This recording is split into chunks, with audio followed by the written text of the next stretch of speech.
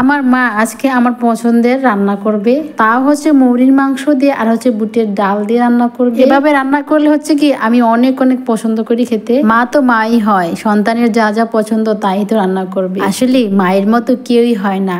দেখেন এখানে হচ্ছে মাথার চামড়িও আমি খেতে ভীষণ পছন্দ করি। আপনারা খেতে পারেন কিনা জানি না। তো হ্যালো এভরিওয়ান, অনেক দিন পর চলে আসলাম আমি আমার বাপের বাড়ি।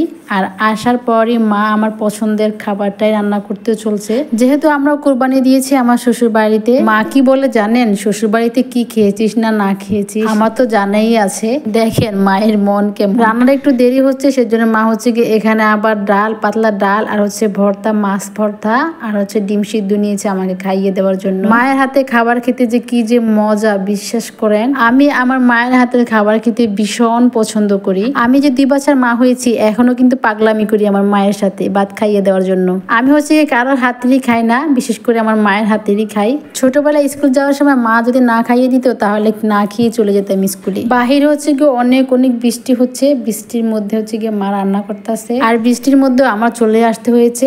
আজকে অনেকদিন হবে ঈদ হয়েছে, আমি আসতে পারি না, এখন আসছি। দেখেন যে বাড়িতে জন্মগ্রহণ করেছি, ছোট থেকে বড় হয়েছি, সেই বাড়িতেই আসতে পারি না একটা সময়। বাবা মায়ের কলিজা, তারপরে অন্যজনের অর্ডার নিয়ে আসতে হয়। চাইলেও কিন্তু বাবা মাকে দেখতে পারি না। বাবা মায়ের মুখটা দেখার জন্য কি যে আশায় থাকি। তো আলহামদুলিল্লাহ চলে আসলাম। এখানে মা মুরগির মাংস রান্না করতেছে। আপনারা অবশ্যই মনে মনে ভাবতেছেন এগুলো আবার কিসের মাংস।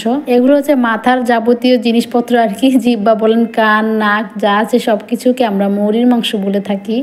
আপনাদের এলাকায় কি বলেন জানি না, আপনাদের গ্রামে। এই মুরগির মাংসগুলো হচ্ছে ডাল দিয়ে রান্না করলে আমাদের কাছে বেশি ভালো লাগে। অনেকে আবার শুকনা শুকনা ভুনা করেও রান্না করে, তাতেও ভালো লাগে। আজকে মা হচ্ছে বুটের ডাল দিয়ে রান্না করবে, আর বুটের ডাল দিয়ে রান্না করে তো ভীষণ মজা।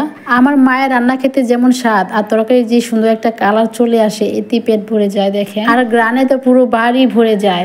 তো নিজের মায়ের প্রশংসা নিজেই করছি, তো কে করবে? আমি তো করবো আবার মায়ের প্রশংসা। মা বাবা দেখতে যেমনই হোক না কেন, যার যার বাবা মা তার কাছে সেরা। কালো হলেও মা, পাগল হলেও মা, সুন্দর হলেও মা। মা তো মাই, মা আবার রং বেরঙের হয় নাকি? তো এখানে কিন্তু মা আগে থেকে ডালগুলো ভেজে রাখছে। ভেজে রাখলে হচ্ছে কি সুন্দর একটা গ্রান কয়। আর এই হচ্ছে আমার মায়ের পুচকি মুরগি। এই মুরগিগুলো হচ্ছে অনেক অনেক ডিম দেয়, আর এই ডিম আমার বাড়িতেও নিয়ে যায় আমার মা। আমি বেশিরভাগই ডিম কিনে খাই না, আমার মা আমার জন্য নিয়ে যায়। অনেক ডিম পারে আমার মায়ের মুরগিগুলো। আমার মা যে চুলায় রান্না করে না, ওই চুলায় হচ্ছে কি যে সুন্দর আগুন জ্বলে। এখন হচ্ছে বাইরে প্রচুর বৃষ্টি, আর আমাদের বাড়িতে বন্যার সময় পানি উঠে। তো মা এখানে আলাদা করে আর কি মাটি দিয়ে আবার চুলা তৈরি করছে, সে চুলায় হচ্ছে গিয়ে মা রান্না করে।